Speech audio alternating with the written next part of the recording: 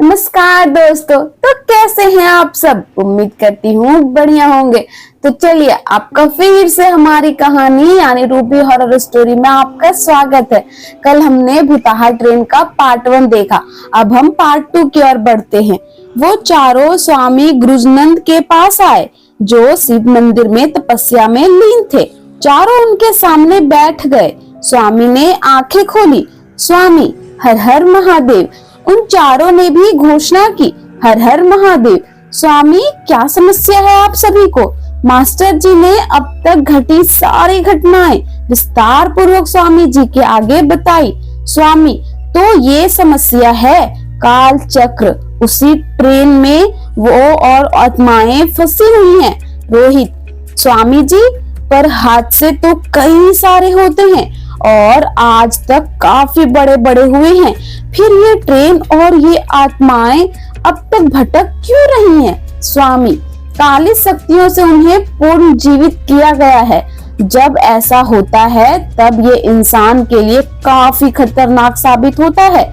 शशांक, मतलब किसी इंसान ने ही ये किया होगा? स्वामी, हाँ, जिस तरह भगवान के भक्त होते हैं उस तरह शैतानों के भी भक्त होते हैं, जिन्हें काली शक्तियों से लगाव होता है, पर वो ये भूल जाते हैं कि यही काली शक्तियां उन्हें भी निगल जाती हैं। मोहन, तो क्या वो इंसान आज भी जिंदा है? स्वामी, मेरे ध्यान से इतना तो प्रतीत होता है कि वो भी मर चुका है। रोहित, क्या आप और भी कुछ बता सकते हैं? उसने ये क्यों किया होगा? स्वामी, शायद वो चाहता होगा कि वो ट्रेन और उसमें बसी वो महिलाएं हमेशा दुखों से गुजरती रहें, उनकी आत्माओं को शांति ना मिले, वो बुरी चुड़ैले बनके भटकती रहें।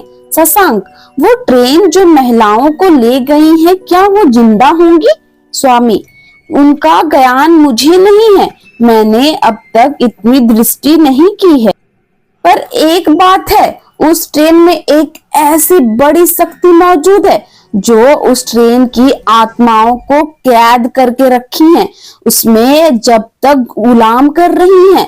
उनमें से कई आत्माएं खतरनाक चुड़ैल बन चुकी हैं, जो शायद उस बुरी शक्ति के वश में है। रोहित, कहीं वो अंग्रेज गवर्नर तो नहीं? शशांक, मोहन, उस गवर्नर को कैसे मारा गया होगा लोगों ने? मोहन, उस बारे में मुझे भी नहीं पता, पर मैं पता लगा सकता हूँ। मुझे इतना पता है कि दूसरे अंग्रेज अफसरों को कैल हाउस में जिंदा दफना के मार दिया गया था। रोहित, वो हाउस कहाँ है? मोहन, वो मुझे नहीं पता, हमें पता लगाना होगा। स्वामी, ट्रेन को कैसे रोकना है वो उपाय मुझे मिल गया, मुझे बस उन अंग्रेज अफसरों की हड्डियां खोज के मेरे पास ले आओ। आगे क्या करना है मैं तुम्हें बताऊंगा। रोहित, ठीक है स्वामी जी। मोहन और मास्टर जी, आप गवर्नर की मौत का पता लगाओ, मैं और शशांक जाकर उस कैल हाउस के बारे में पता लगाते हैं। स्वामी, बच्चों, पर एक बात याद रखो, अंग्रेज अफसरों को जिंदा दफना के मार गया था, जो शायद उनकी आत्माएं वहां हो सकती हैं। वो काफी खतरनाक बात है। हर हर महादेव की घोषणा करते रहना, तुमने मदद मिलेगी, संभल के कदम उठाना। सभी ने हामी भरी और स्वामी जी को प्रणाम कर अपने अपने काम में लग गए। मोहन और मास्टर जी गवर्नर की मौत का पता लगाने जुट गए। रोहित और शशांक कैल हाउस के बारे में खोज करने में निकल पड़े। रोहित और शशांक गांव की तरफ आ गए, तभी रास्ते में उन्हें गोलू मिला। गोलू, कब से खोज रहा हूँ तुम्हें, खाना खाने बुलाए हैं पिताजी, ये महाशय कौन है? रोहित, देखो, मैं किसी जरूरी काम में लगा हूँ, ये मेरे दोस्त हैं।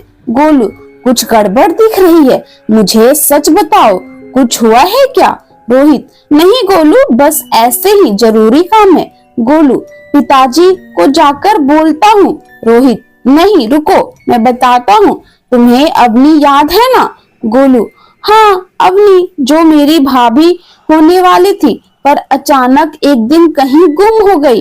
रोहित ने उसे सारी बातें बताई। गोलू, अरे बाप रे, ये सुनकर तो मैं पूरी तरह हिल गया। रोहित, बस उसी काम में लगा हूँ, हमें कैल हाउस खोजना है। गोलू, सुनो, मुझे पता है वो कैल हाउस कहाँ है। रोहित, अरे वाह, कैसे? गोलू, पिताजी को मत बोलना, वो दूध वाले की लड़की है ना, मोहिनी, उसका मेरा चल रहा है। रोहित, क्या चल रहा है और इसका उस हाउस से क्या मतलब है? गोलू, समझा करो यार, लफड़ा चल रहा है उसका और मेरा। हम जंगल में चुपके से एक दूसरे से मिलते हैं। एक बार हम शाम के वक्त एक खंडहर के पास बैठे थे, तभी उस खंडहर से अजीब डरावनी आवाजें आने लगी तो हम वहां से भाग गए थे। शशांक, तो वो खंडहर ही कैल हाउस है? गोलू, हाँ, उस खंडहर पर तो यही लिखा है। लोग मुझे भुताहा घर भी कहते हैं, कोई उस तरफ नहीं जाता। शशांक, पर आप महाशय गए थे तो वहां भी उस लड़की के साथ प्यार क्या क्या करवाता है? रोहित, हमें वहां ले चलो। गोलू, यार बहुत ही अंदर है वो जंगल में, अब शाम हो गई है, जाते जाते रात हो जाएगी और रात में जाना बहुत खतरनाक है। शशांक, हमारे पास वक्त नहीं है, अभी ही ले चलो। उस ट्रेन को हम सिर्फ यहीं के स्टेशन पे रोक सकते हैं। गोलू, ठीक है, ले चलता हूँ। रोहित, गाड़ी जाएगी क्या अंदर जंगल में हड्डियां रख के लाने के लिए? गोलू, हाँ चले जाएंगी, मैं लेकर आता हूँ गाड़ी, चलते हैं। शशांक, जमीन खोदने का सामान भी ले आना। गोलू, ठीक है। गोलू गाड़ी लेकर आया और वो सभी जंगल में आगे बढ़ने लगे। सूरज बस ढलने वाला था, वो उस खंडर पर पहुंच गए। टूटा फूटा वो कैल हाउस ही था, जला हुआ पूरी तरह से, हर पर काफी बड़ा था। उन्होंने खंडर खोजना शुरू किया। वो अंदर दाखिल हुए, वैसे ही चमगादड़ का झुंड उनकी तरफ से आकर उड़ा। तीनों की सांसें फूल उठी, पसीने से तरबतर, अजीब अजीब सी बदबू भी थी वहां। खंडहर भले ठंड के दिन में, पर वो खंडहर के अंदर काफी गर्मी थी। उन्होंने खुद को संभाला और आगे बढ़े। रात हो चुकी थी, आसपास रात कीड़े की आवाजें मंडरा रही थी, अजीब सा भयंकर सन्नाटा था। तभी उन्हें नीचे जाने के लिए सीढ़ियां नजर आई। वो नीचे जाने लगे, अंदर भयानक अंधेरा था। उन्होंने मोबाइल की टॉर्च जलाई, अंदर मकड़ी के जालों का साम्राज्य बना हुआ था। मकड़ी के जालों को हटाते हुए वो आसपास खोजने लगे। उन्हें सामने एक लोहे का दरवाजा था, उन्होंने वो खोला। वो एक बड़े कमरे में दाखिल हुए, हर तरफ मकड़ी के जाले और उस कमरे में कुछ बिल्लियां मरी हुई पड़ी थी, जहां उन्हें कई सारे कब्रें भी नजर आई। वो अंग्रेजों की ही कब्रें थी। उन्होंने खोदना शुरू किया। कुछ देर बाद उन्होंने सारी कब्रों से उन हड्डियों को निकाल लिया। तीनों काफी थक चुके थे कि तभी लोहे का दरवाजा अपने आप बंद हो गया। उसकी आवाज से तीनों की धड़कनें तेज हो गई। अचानक उनके मोबाइल की टॉर्च भी बंद हो गई। वो अंधेरे कमरे में बंद हो गए थे कि तभी उन्हें चारों तरफ से भयंकर चिल्लाने की आवाजें आने लगी। क्या अंग्रेजों की बुरी आत्माएं वहां आ गई थी? क्या वो तीनों हड्डियां निकाल पाएंगे उस खंडर से, या वो मारे जाएंगे? क्या भूतिया ट्रेन का प्रकोप रुकेगा? वो तीनों अंधेरे कमरे में फंस चुके थे। हर तरफ घना अंधेरा छा चुका था। मोबाइल की टॉर्च भी चालू नहीं हो रही थी। अजीब अजीब भयानक आवाजें गूंज रही थी। तीनों की धड़कनें काफी तेज थी, डर का पसीना बह रहा था। अब कुछ तो होने वाला था। गोलू, लगता है अंग्रेजों की आत्माएं आ गई हैं। अब तो गए, अभी मेरी शादी कैसे होगी उस दूध वाले की लड़की मोहिनी से?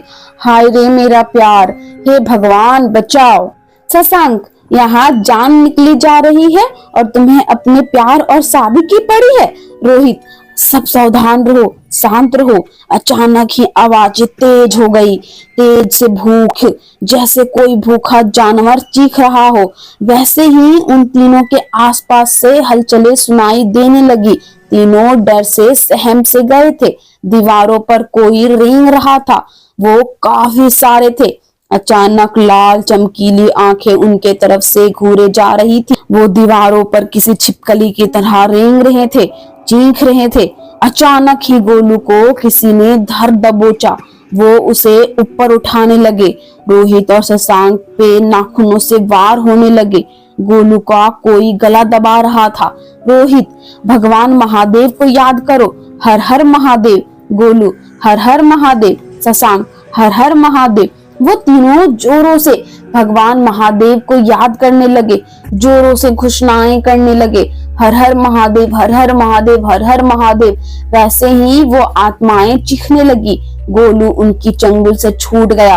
रोहित और शशांक पे भी वार रुकने बंद हो गए। हर हर महादेव की घोषणा से वो आत्माएं दर्द से चीख रही थी।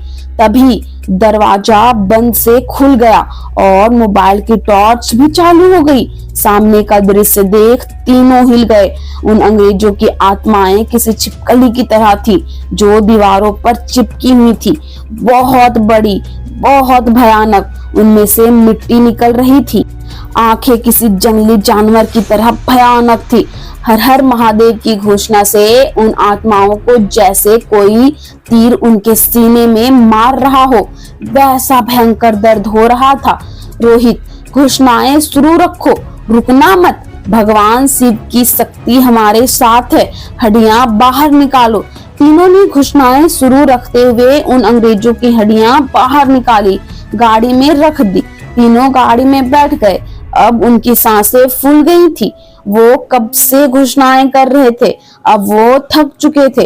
रोहित ने गाड़ी शुरू की और पूरी तेजी से चलाई। अचानक सारी आत्माएं उनके पीछे पड़ गई, छिपकली की तरह रेंगते हुए उनके पीछे आ रही थी। तीनों को थोड़ी राहत हुई। उन्होंने फिर से घोषणाएं शुरू की। इस बार वो आत्माएं दर्द से चीखती हुई गायब हो गई। वो तीनों अब गांव पहुंच चुके थे। वो वहां से सीधे शिव मंदिर की ओर चले गए। स्वामी जो ध्यान में लीन थे, उनके आने का उनको एहसास हुआ। उन्होंने आंखें खोली और उन तीनों को हड्डियों से साथ अंदर उनके कमरे में आने को कहा। स्वामी जी ने कुछ मंत्र बोले उन हड्डियों के पास। स्वामी, इन हड्डियों की आत्माएं अब दूर रहेंगी तुम सब से। काम होने के बाद हम इन हड्डियों को मंत्र के जाल में जला देंगे ताकि उनकी आत्माएं खत्म हो जाएं। तभी वहां मोहन और मास्टर जी भी आ गए। मोहन, तो तुम्हें हड्डियां मिल गई? शशांक, हाँ, बड़ी मुश्किल से। शशांक ने पूरी कहानी बताई। रोहित, क्या हुआ, कुछ पता लगा?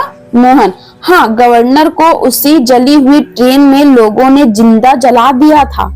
मास्टर जी, हमें ये भी पता लगा कि उसे काले जादू में बहुत दिलचस्पी थी। स्वामी, इन हड्डियों से संपर्क से अब मुझे बहुत कुछ समझ में आ रहा है। वो वही है, उसी की आत्मा भी उस ट्रेन में मौजूद थी। वो शक्तिशाली होंगी, उसने काली शक्तियां सीख होंगी।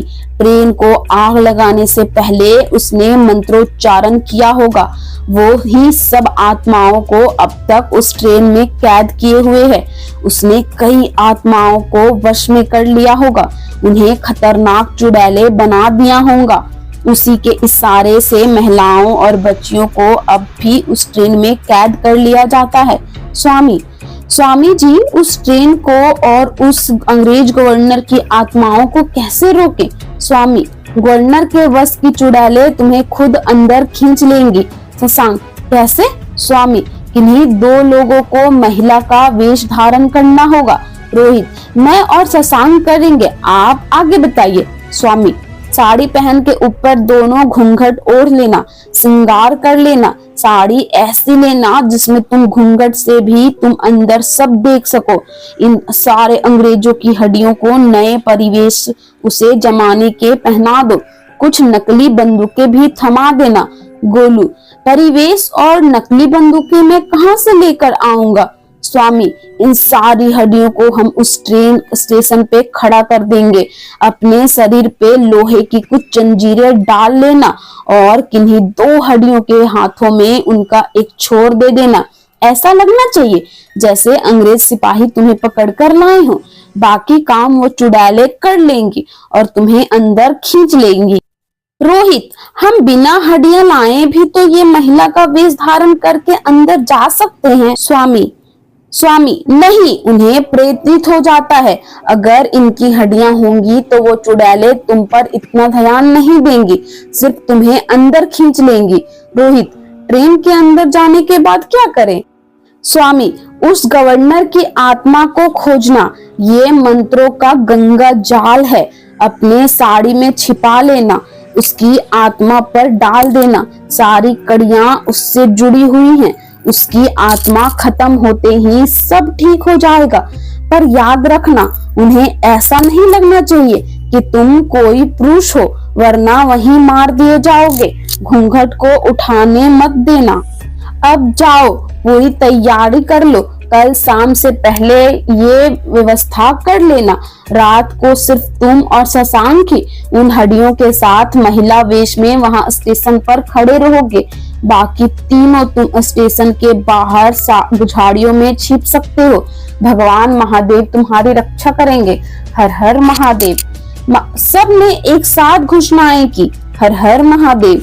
दूसरे दिन शाम तक सारी व्यवस्था हो गई थी। इंतजार था रात होने का। गोलू, भैया आपकी जगह मैं चला जाता हूँ, आपको बचाए रखना मेरी जिम्मेदारी है। रोहित, नहीं गोलू, अवनी को मेरी जरूरत है, मैं उसे वापस लेकर ही आऊंगा। गोलू, आपको कुछ हो गया तो घर वालों को मैं क्या जवाब दूंगा? रोहित, किसी को कुछ नहीं देना होगा। भगवान महादेव हमारे साथ है, उनकी शक्ति के आगे किसी दुष्ट की शक्ति नहीं चलती। तुम घर चले जाओ, मास्टर जी और मोहन को भी ले जाओ। पर तीनों ने मना कर दिया। उन्होंने कहा जब तक वो वापस नहीं आएंगे तब तक तीनों बाहर छिपकर उनका इंतजार करेंगे। आधी रात हो चुकी थी। योजना के मुताबिक रोहित और शशांक ने महिला का वेश धारण कर लिया था। हड्डियों को भी किसी इंसान की तरह खड़ा कर उनके परिवेश जैसे वो पहन कर रहते थे, और नकली बंदूकें जो उसी जमाने जैसी थी उनमें लटका दी थी। अब अंग्रेज इंतजार कर रहा था। अब वे इंतजार था भूतिया ट्रेन आने का, कि तभी उस रात के सन्नाटे में उस ट्रेन के आने का हॉर्न बज उठा। क्या वो चुड़ैलें उन्हें ट्रेन के अंदर लेंगी? उस भूतिया ट्रेन के अंदर कैसा भयानक नजारा होगा। क्या अंग्रेज गवर्नर की आत्मा मिलेंगी? क्या अवनी जिंदा होगी? क्या रोहित और शशांक की भी मौत हो जाएगी? ट्रेन का हॉर्न सुनाई दिया। रोहित और शशांक के रोंगटे खड़े हो गए। ट्रेन धीरे धीरे प्लेटफॉर्म के पास आ रही थी। उसकी रोशनी उन पर गिर रही थी। ट्रेन उस पर स्टेशन पर आ चुकी थी। ट्रेन से रोने की आवाजें, भयंकर आवाजें आ रही थी।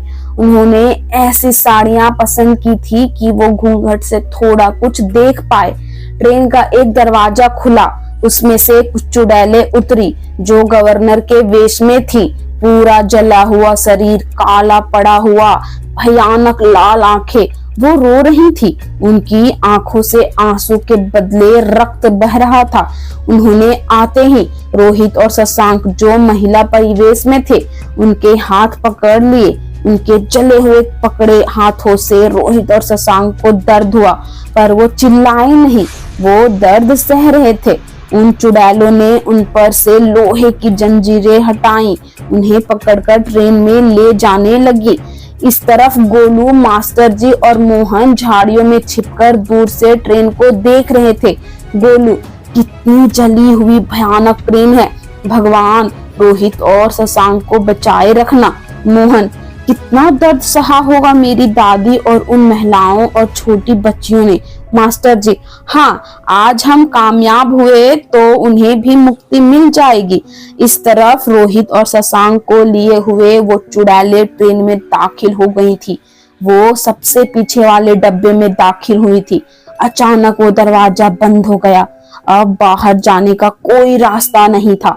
ट्रेन शुरू हो गई थी, सिर्फ खिड़कियां खुली थी जहां अंग्रेज गवर्नर की वेश की हुई चुड़ैलें बैठी हुई थी। एक चुड़ैल बोली, ढूंढने की जगह खोज के बैठ जाओ, जब यही तुम्हारा घर है। हा हा हा हा। ये बोलते ही रोहित और शशांक को लेने आई चुड़ैलें आगे के डिब्बों की ओर चली गईं। अब रोहित और शशांक आखिरी डिब्बे में अकेले थे। रोहित, चुपचाप चलते रहना, सबसे पहले हमें उस अंग्रेज गवर्नर की आत्मा को खोजना है। कोई भी जल्दबाजी की वजह हमारी मौत होगी। शशांक, ठीक है, तुम भी ख्याल रखना, आगे बढ़ते रहो। डिब्बों में हल्की रोशनी थी, हर जगह लालटेन थी, शायद इस ट्रेन में पहले रही होंगी। वो दोनों आगे बढ़ने लगे। पूरी ट्रेन जलने की वजह से काली पड़ी हुई थी। अंदर काफी भयानक नजारा था। वो जैसे जैसे आगे बढ़ते, सभी सीटों पे चुड़ैलें और आत्माएं नजर आती, जो सिर्फ रोई जा रही थी। आखिरी डिब्बे से वो आगे के डिब्बे में आए। उन्होंने देखा, इस बार उन चुड़ैलों के साथ कुछ मासूम महिलाएं भी थी, जो सीटों पर बेहोश पड़ी हुई थी। उनके आसपास कुछ आत्माएं जो घूंघट में थी, पर शरीर पूरा जला हुआ, रोते हुए काफी भयानक तरीके से चीख रही थी। रोहित और शशांक की डर के मारे हालात खराब थी। इतना भयंकर नजारा कोई भी देखता तो डर जाता। उन्हें डर तो लगता ही। किसी किसी चुड़ैल महिला की आंखें लटक रही थी, तो किसी के पैर नहीं थे, किसी का जबड़ा टूटा हुआ था, उस सब से रक्त बह रहा था। कुछ आत्माएं नीचे रेंग रही थी, हर तरफ खून बिखरा पड़ा था, और चीखे तो ऐसी मानो कान फाड़ दे। तभी शशांक के हाथ को किसी ने जोरों से पकड़ा। शशांक सहम सा गया। रोहित और शशांक ने उस तरफ देखा। वो एक छोटी बच्ची की आत्मा थी, जिसकी आंखें नहीं थी, बदन पूरा जला हुआ था, मुंह से खून बहता हुआ। वो लड़की की आत्मा जोरों से चिल्लाई, आत्मा, क्या तुम मेरी माँ हो? शशांक और रोहित में से कोई कुछ नहीं बोला। वो फिर से चिल्लाई, आत्मा, मेरी माँ मुझे नहीं मिल रही है। कितने वर्ष बीत गए हैं, पता नहीं। क्या आप मेरी माँ हैं? बोलिए ना, क्या आप मेरी माँ हैं? वो जोरों से रोने लगी। उसकी आंखों से खून के आंसू निकल रहे थे। रोहित और शशांक की आंखों में ये नजारा देख आंसू आ गए।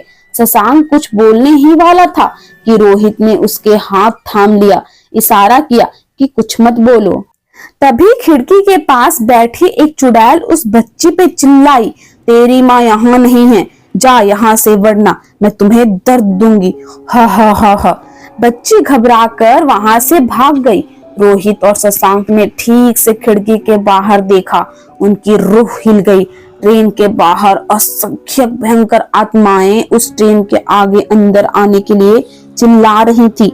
आग उगलते लावा में वो सारी आत्माएं जल रही थी, चीख रही थी। उन्हें भयानक दर्द हो रहा था। काफी भयानक नजारा था। ऐसा लग रहा था कि ट्रेन नर्क में सफर कर रही हो। दोनों काफी सहम गए। फिर खुद को संभालकर वो दोनों आगे बढ़े। धीरे धीरे एक एक डिब्बा पार कर रहे थे। हर डिब्बे में वही चुड़ैलें और आत्माएं और बेहोश पड़ी ट्रेन में अगवा की हुई बच्चियां और महिलाएं थी। हर डिब्बे से चीखों का साम्राज्य सुनाई दे रहा था, मानो उन्हें छोटी अभी भी जलने का दर्द हो रहा है। छोटी छोटी मासूम बच्चियों की आत्माएं अपने परिजनों की खोज कर रही थी। वो आगे बढ़ते जा रहे थे। तभी वो जिस डिब्बे में थे, शशांक को उसकी दोनों बेटियां और पत्नी जी बेहोश पड़ी हुई थी नजर आई। उन्होंने दूसरी तरफ रोहित को भी अपनी बेहोश पड़ी हुई नजर आई। जैसे ही शशांक उन्हें देखने आगे बढ़ा, रोहित ने फिर उसका हाथ पकड़ लिया और धीरे से उसके कान में कहा, रोहित, अभी नहीं, आसपास चुड़ैलें हैं। मेरी अवनी भी वहां बेहोश पड़ी है। जज्बातों को काबू में रखना होगा। पहले उस अंग्रेज गवर्नर की आत्मा को मारते हैं। शशांक, ठीक है। वो दोनों आगे बढ़े।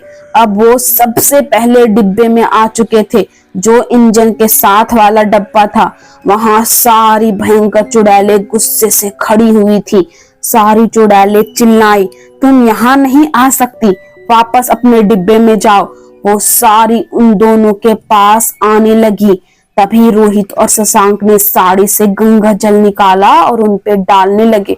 गंगा जल के गिरते ही वो चुड़ैलें चिल्लाने लगी, दर्द से चीखने लगी। वो चुड़ैलें उनके रास्ते से दूर हट गईं। तभी रोहित और शशांक मौका पाकर इंजन में रूम में घुस गए। दरवाजा अंदर से अपने आप बंद हो गया। अब वो दोनों इंजन रूम में अकेले थे। उन्होंने देखा सामने जली हुई बड़ी कुर्सी पे कोई बैठा था। अंधेरे में वो कुर्सी से उठा और उन दोनों के सामने आने लगा। उसके चलने की आहट उन दोनों को सुनाई दे रही थी। वो आसपास आ रहा था। अब वो उन्हें दिखाई दिया। दोनों के रोंगटे खड़े हो गए। जला हुआ भयानक शरीर, हरा द्रव्य शरीर से बहता हुआ, आंखें पीली और शिकार की तरह राह देखती हुई, बड़ी ही भयंकर, मुंह में एक महिला की कटी हुई गर्दन चबाता हुआ, उस गर्दन से खून की बूंदें नीचे टपकती हुई। बड़ा भयानक प्रेत वो ही था, अंग्रेज गवर्नर का भूत। वो दोनों के सामने खड़ा था। रोहित और शशांक ने जैसे ही गंगा जल उस पर डालने के लिए निकाला, वैसे ही उस प्रेत ने अपने भयानक हाथों को लंबे कर उस गंगा जल के लोटे को उनसे छीन लिया और उनका घूंघट उतार दिया। अब उनकी सच्चाई सामने थी। वो जोरों से भयानक हंसी हंसने लगा। उसने गंगा जल के लोटे को अपनी जली हुई कुर्सी पर रख दिया। महिला की गर्दन का मांस का टुकड़ा मुंह में तोड़ जोरों से चबाने लगा और फिर बोला, गवर्नर, इस पानी से मुझे मारोगे? रोहित, मरे हुए को क्या मारेंगे? गवर्नर, मैं भले ही मर चुका हूँ, पर मेरी काली शक्तियों ने मुझे जिंदा रखा है। ये ट्रेन मेरी है। यहाँ से तड़पती सारी आत्माएं और मेरी बस में हुई उन्हीं आत्माओं से बनी चुड़ैलें सब मेरा है। तुम दोनों यहाँ घुस आए हो। अब उन्हीं चुड़ैलों में तुम्हारा नाचने दूंगा। मैं कहूंगा ये मेरी शैतानी दुनिया है और तुम्हें नोच नोच के खा जाएंगी मेरी सारी चुड़ैलें। अचानक ही गवर्नर का प्रेत जोरों से चीख पड़ा। इंजन का दरवाजा खुला। कई सारी भयंकर चुड़ैलें रोहित और शशांक के आसपास मंडराने लगी। अब उन दोनों का बचना मुश्किल था। रोहित ने शशांक को कुछ इशारा किया। शशांक जोरों से हर हर महादेव की घोषणाएं करने लगा। उसकी घोषणा से उन चुड़ैलों और गवर्नर प्रेत को दर्द होने लगा था। गवर्नर प्रेत उन्हें मारने के लिए आगे बढ़ने की कोशिश। शशांक घोषणाएं किए जा रहा था। तभी रोहित बोलने लगा, रोहित, हे आत्माओं, अपने आप को पहचानो।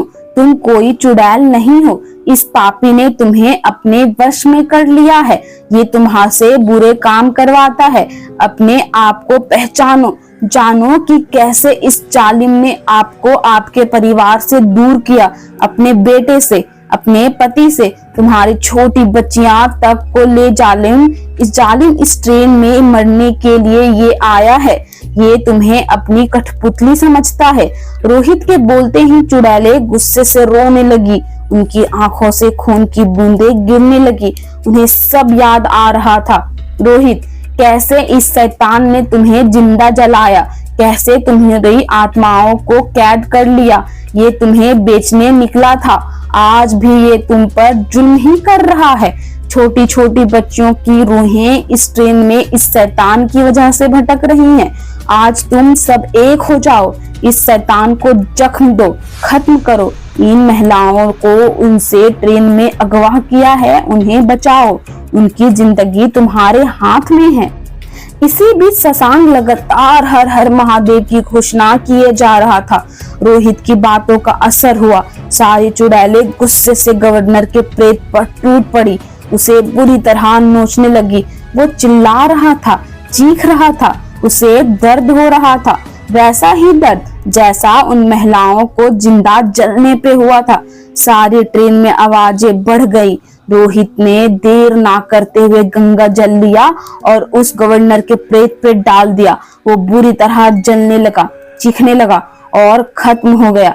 धीरे धीरे सारी चुड़ैलें एक दिव्य आत्मा के रूप में आ गई।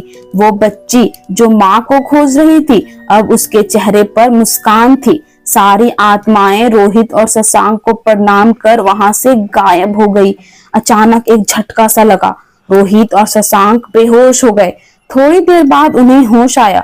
वो वही स्टेशन पर पड़े हुए थे, साथ में कई महिलाएं और बच्चियां, और अवनी, शशांक की बेटियां और पत्नी सभी बेहोश थे जो अगवा हुए थे उस भूतिया ट्रेन में, जो धीरे धीरे नींद से जग रहे थे। गोलू, मास्टर जी और मोहन वहां आ पहुंचे, उन सबकी मदद करने लगे। अवनी ने रोहित को कसकर गले लगाया। उसकी आंखों से खुशी के आंसू बह रहे थे। उसके प्यार ने उसे बचा लिया। शशांक भी अपने परिवार को पाकर खुश था। कुछ ही दिनों में सभी महिलाएं और बच्चियों को अपने अपने घर सही सलामत पहुंचा दिया गया। सारे अंग्रेज अफसरों की हड्डियों को मंत्र द्वारा जला दिया गया। अब वो भूतिया ट्रेन खत्म हो चुकी थी और सारी आत्माओं को मुक्ति मिल चुकी थी। आशा करती हूँ कि आपको ये कहानी पसंद आई होगी, तो आप हमें कमेंट करके जरूर बताएं। आगे आने वाली ऐसी भयानक और रहस्यमयी कहानियों के लिए आप हमारे चैनल को सब्सक्राइब कर ले, ताकि आपके पास ऐसी ऐसी कहानियां रोज पहुंचते रहें।